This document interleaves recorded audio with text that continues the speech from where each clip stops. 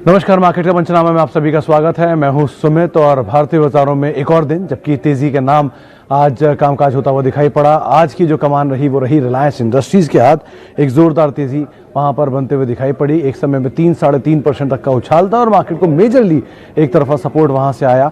इसके अलावा कुछ हद तक ऑटो स्पेस की तरफ से आज सेकेंड हाफ में स्ट्रॉन्ग परफॉर्मेंस आई, स्पेशली टू व्हीलर्स में Hero MotoCorp, Bajaj auto, TVS motor से कुछ ऐसे नाम थे जो कि आज तेजी के साथ कामकाज करते हुए दिखाई पड़ रहे थे, जहां से मार्केट मेजरली सपोर्ट ले भी रहा था।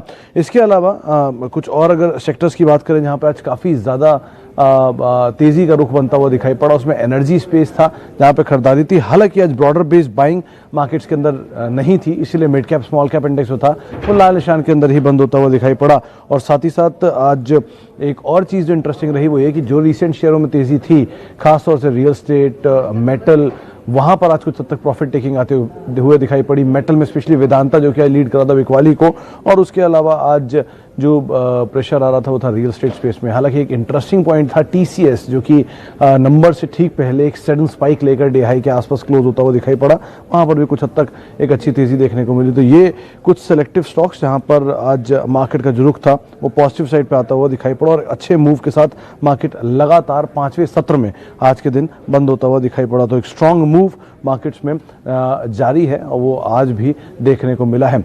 चलिए अब सवाल जवाब का सिलसिला शुरू करते हैं। सौरभ धवन जी का पहला सवाल है शोभा लिमिटेड और एंजल ब्रोकिंग को लेकर। सौरभ जी, देखिए शोभा लिमिटेड में तो रिसेंटली जो उन्होंने अपना आउटलुक दिया क्वार्टर 2 को लेकर, उसके बाद एक अच्छी तेजी देखने को मिली। ब्रोकर्स की तरफ से भी एक थम्सअप था, तो थम्सअप के बाद तेजी आई। आप शायद ऊपरी स्तरों पर फंसे हैं तो आज प्रॉफिट टेकिंग थी, आप वेट कर सकते हैं, नंबर से पहले शायद मोमेंटम बने। एंजल ब्रोकिंग के लिए कहना मुश्किल है कि सब्सक्रिप्शन के नंबर्स भी थोड़े वीक पड़ गए थे और जो लिस्टिंग हुई है वो भी डिस्काउंट पे हुई है, तो उन सब की वजह से शेयर में थोड़ा सा प्रेशर आता हुआ दिखाई पड़ा है। आपके लिए राय यही कि आप शोभा में भी और एंजल में भी रीसेंट तेजी मिले तो आप निकल जाइए, बहुत लंबी अवधि के लिहाज से इसमें मत बने रहिएगा। इसके अलावा एक सवाल और लेते हैं। सवाल आया है नीलेश साहब का, वो है इंजीनियर्स इंडिया लिमिटेड को लेकर। 74 रुपये के दाम पर है, 250 शेयर है। नीलेश जी, देखिए ये तमाम सरकारी कंपनियों का जो स्टेटस है वही यहाँ पर भी है।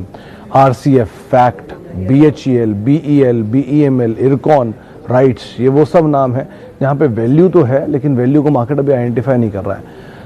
ऐसा नहीं है कि आइडेंटिफाई कब करेगा, ये भी अभी कहना मुश्किल है, कितना टाइम ले सकता है। तो इसलिए आप नियर टर्म के हिसाब से ही इसमें सोचें, बहुत लॉन्ग टर्म के मल्टी बैगर बनने की उम्मीद इसमें एटलीस्ट ना लगाएं, उसके हिसाब से पोजीशन में देख सकते हैं। वैसे ही बाजार थोड़ा बड़ा रनअप दिखा चुका है, तो अब हीटेड साइड पे मार्केट जा रहा है। अगर कुछ भी मार्केट घूमता है तो ये और शायद इम्पैक्ट झेलना ही पड़े इनको, इसलिए आप अगर प्रॉफिट में हैं तो निकल जाइए, प्रॉफिट में नहीं है तो आप जल्दी से जल्दी प्रॉफिट में आए तो आप निकल सकते हैं, वरना आपको थोड़ा समय भी यहाँ देना पड़ सकता है।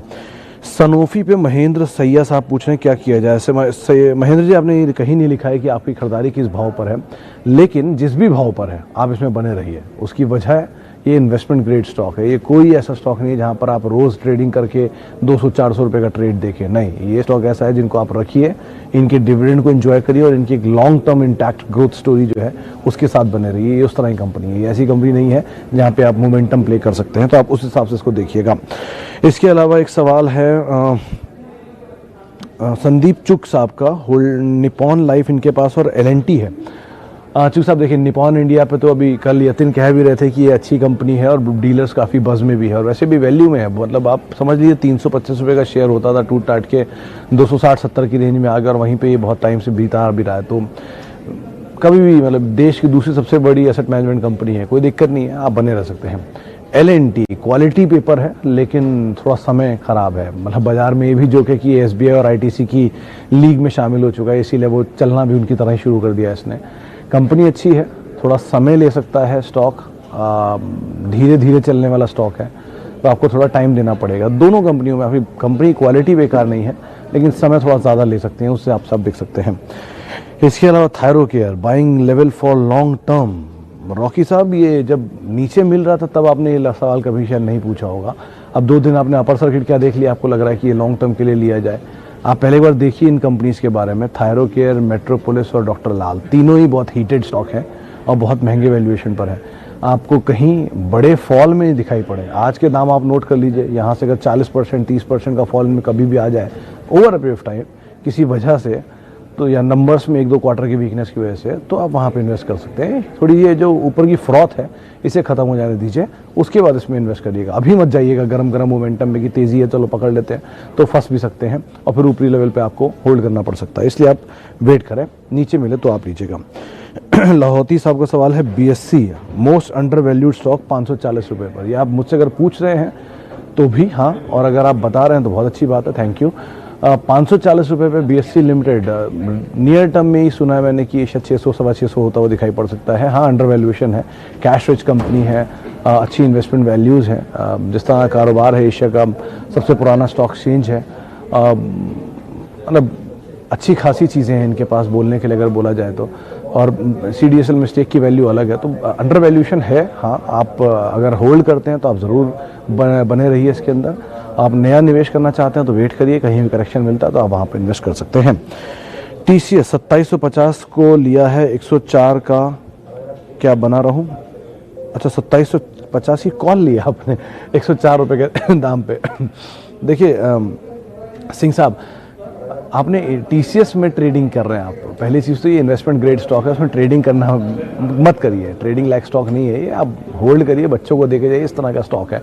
आप पिछले बायबैक या उससे पिछले बायबैक 2015 वाला, 17 वाला और ये वाला बायबैक, इन बायबैक्स में ही खाली TCS में अगर पैसा डाला होता आपने उस ड्यूरेशन में ही, तभी आपने इतना पैसा बना लिया होता कि आपको क्या बताऊँ। आप इस तरह से इस कंपनी को देखिए, इसकी ग्रोथ स्टोरी को देखिए, कैसे इन्होंने 2004 में आया हुआ स्टॉक आज 22 गुना हो चुका है वहाँ से लेके अब तक 16 साल में। ऐसे स्टॉक के अंदर आदमी इन्वेस्ट करता है, बना रहता है, उनमें ट्रेड नहीं करता। खैर, आपने कॉल ली है तो उसका सवाल का जवाब ये हो सकता है कि 2750 है नंबर, अगर आज अच्छे आते हैं और TCS गैप अप खुलता है, आपको प्रीमियम मिलता है तो आप निकल जाइएगा, क्योंकि 8% के मूव के बाद बहुत बड़ा बैंडविड्थ है नहीं ऊपर तेज़ी का, 2-5% और चलेगा मैक्सिमम। अगर चला तो आप निकल जाइए, नहीं चला तो फिर आपकी कॉल का प्रीमियम वाइप आउट होता हुआ दिखाई पड़ेगा। और फिर वही बात कि इस तरह की नेकेड पोजीशन ना लेके चले, डिलीवरी पहले लीजिए, उसके बाद इस तरह की नेकेड पोजीशन में आप काम कर सकते हैं। मित्तल साहब पूछ रहे हैं, now can we buy Infosys, HCL, tech Mahindra और should wait to come down? Infosys wait to come down, HCL wait to come down and tech Mahindra also wait to come down. तीनों में ही आप निचले स्तरों पे ही खरीदारी करें, बहुत हीटेड है बाजार में। हमेशा वो स्टॉक पहले चुनने की कोशिश करिए जो अच्छे हैं और ख़राब सिचुएशन में पड़े मिल रहे हैं, उनमें नहीं जो ऑलरेडी अच्छे हैं और अच्छी सिचुएशन में हैं, तो उनको आप अभी अवॉइड करिए एटलीस्ट ट्रेडिंग के लिहाज से। तो इसके अलावा एक सवाल है, IndusInd bank for long time 640 क्या करूं? 640 पे इंडसइंड बैंक उन्होंने ले रखा है। इंडसइंड बैंक के लिए ब्रोकर्स पूछ रहे हैं कि ब्रोकर्स की जो रिपोर्ट है वो तो यहाँ से करीब 20 से 25% का अपसाइड देख रही है। आपके लिए राय यही है कि आप एटलीस्ट नियर टर्म के लिए इसे देखें, लॉन्ग टर्म के लिए इससे बेहतर व्हीकल बैंकिंग में अवेलेबल है, आप वहाँ पर इन्वेस्ट कर सकते हैं। एक धर्मवीर चौधरी साहब का सवाल है, आप कब से काम कर रहे हैं? अगर दफ्तर में काम करने की बात करें तो सुबह से कर रहा हूँ, 7 बजे आता हूँ। अदरवाइज करीब हो गए होंगे 20-1 साल काम करते हुए। खैर, आपका सवाल मैं ज़्यादा समझ नहीं पाया, लेकिन शायद उम्मीद है कि आंसर दे पाया होगा। अच्छा, इसके अलावा chemical stock that we can buy at current price. Saurabh ji, chemical space में गुजरात अल्कली अच्छी कंपनी है, अतुल लिमिटेड अच्छी कंपनी है, उसके अलावा केमिकल की PI इंडस्ट्री अच्छी है कंपनी, अगर आप एग्रो केमिकल में जाना चाह रहे हैं। UPL भी कंपनी ठीक है, आप लोअर लेवल पे ले सकते हैं, लेकिन डिपेंड करता है आपको कितने टाइम फ्रेम के लिए लेना है और आप कितना समय उसमें दे सकते हैं। अगर आप मतलब लंबी अवधि के लिए रोक सकते हैं तो अतुल जैसी कंपनी नहीं है, आप इसके बारे में पढ़िए और आप उसमें इन्वेस्ट करिए, अच्छी कंपनी है। इनफैक्ट गुजरात अल्कली भी अच्छी कंपनी है, सुदर्शन केमिकल वो अच्छी कंपनी है, आप इन कंपनी के बारे में पढ़िए, बहुत कुछ इनमें पढ़ने सीखने लायक है, आप उस हिसाब से इसमें देखकर अपनी पोजीशंस ले सकते हैं। अच्छा जी, यस बैंक हर रोज़ की तरह एक बार फिर सवाल आया नीलेश जी का। 1000 शेयर हैं इनके पास 14 रुपये 40 पैसे के हिसाब से। नीलेश जी और जिन लोगों के पास भी यस बैंक है सबके लिए एक ही जवाब है, जब तक इसके क्वार्टरली नंबर्स 3 से 4 क्वार्टर तक अच्छे नहीं आते तब तक अपनी पोजीशन को आप मत बनाइए, नई पोजीशन मत बनाइए। पुरानी है तो आप कुछ कर नहीं सकते, बने रह सकते, तो आप बने रहिए, वही आपके लिए ऑप्शन है। ट्रेडिंग के लिए हो सकता है स्टॉक बहुत अच्छा करे, डबल भी हो जाए, मुझे कोई हैरत नहीं होगी, लेकिन नंबर्स इसके सपोर्टिव नहीं है डबल होने लायक, तो इसमें रिस्क हमेशा रहेगा। उस रिस्क को अवॉइड करने के लिए आप पहले एटलीस्ट इसके नंबर्स देख लिए 2-3 क्वार्टर के, फिर इसमें इन्वेस्ट करिएगा। अच्छा जी, आगे बढ़ते हैं। आइशर मोटर 200-2200 रुपये के दाम पर, should I hold for long term 5 साल के लिए? देखिए 5 साल के लिए इस कंपनी में बुराई नहीं है, लेकिन ऑटो में बजाज ऑटो ज़्यादा बेटर ऑप्शन है। अगर वो नीचे के दाम पे आपको मिले तो आप उसमें पैसा डाल सकते हैं कि बजाज ऑटो के केस में जो इसकी investment value debt free company है, करीब करीब 800 रुपये पर शेयर का तो शायद कैश है इनके पास, तो उसमें आपके लिए ज़्यादा अच्छा ऑप्शन है। और देश की दूसरी सबसे बड़ी बाइक सेलर है हीरो के बाद, तो आप उनमें जाइए ना जो सबसे ज़्यादा मास में माल बेचते हैं, जिनका मार्केट शेयर बड़ा है। आइशर अच्छी कंपनी है, बुराई नहीं है, लेकिन शायद जूस ज़्यादा जो है वो इन दोनों कंपनीज में आपको मिल पाएगा।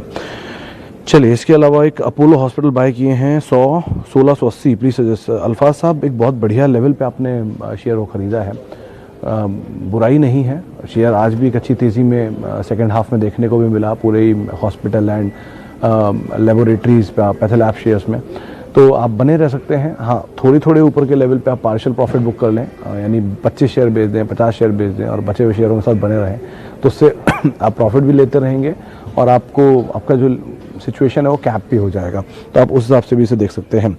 अच्छा जी, एडवांस एंजाइम 500-200 रुपये के दाम पर, what will we do? Rakesh ji, company अच्छी है, तेज़ी में शेयर है, नए हाइस बना रहा है। अब थोड़े ऊपर की स्तरों पर आप ज़रूर एंटर करा है आपने, शायद एडजस्टमेंट के बाद एंटर किया तो बात अलग है, एडजस्टमेंट से पहले किया तो बात अलग है, लेकिन अगर आप बाद में आए हैं तो आप अब थोड़ा कॉशियस ज़रूर हो जाइएगा। तेज़ी मिलती रहे तो आप थोड़ा प्रॉफिट निकालते रहिए और अपनी पोजीशन को होल्ड करते रहिए, ट्रेल करते रहिए, लेकिन पोजीशंस में प्रॉफिट भी धीरे धीरे लेते रहिएगा। इसके अलावा एक आध सवाल और ले लेते हैं। भारतीय एयरटेल, स्वप्निल ओसवाल जी का, इनफैक्ट कल भी इस पर एक बात हो रही थी। भारतीय एयरटेल के केस में अच्छी कंपनी खराब दाम पर है, दाम आपको अच्छा मिलेगा, ब्रोकर मान रहे हैं 700-750 शेयर आएगा। हाल की गिरावट में पैनिक ना हो, जो रीसेंट फॉल आया है, अगर आपकी एपेटाइट अलाउ करती है तो आप खरीदारी कर सकते हैं। 2006 से ये कंपनी लिस्टेड है, ऐसा कुछ नहीं है कि इस कंपनी का कारोबार बंद हो रहा है। अभी भी देश की तीसरी सबसे बड़ी सब्सक्राइबर के लिहाज से कंपनी है और बहुत अच्छे क्वालिटी सब्सक्राइबर इनके पास हैं, विदेशों में भी कामकाज है, घबराने वाली बात नहीं है। मीडियम टर्म का सिनेरियो भले ही ऊपर नीचे हो सकता है, लॉन्ग टर्म में कोई इशू नहीं है, आप एटलीस्ट बने रह सकते हैं स्टॉक में अभी की सिचुएशन के हिसाब से।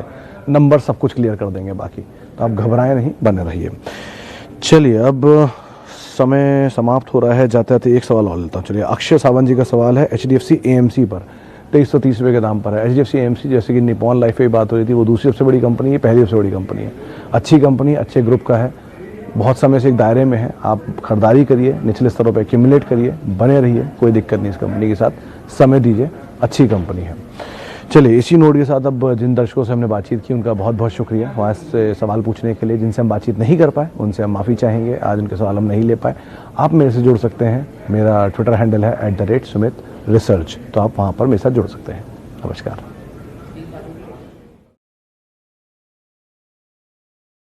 फ्रेंड्स, मिलते हैं अगले वीडियो के अंदर, जब तक के लिए गुड बाय।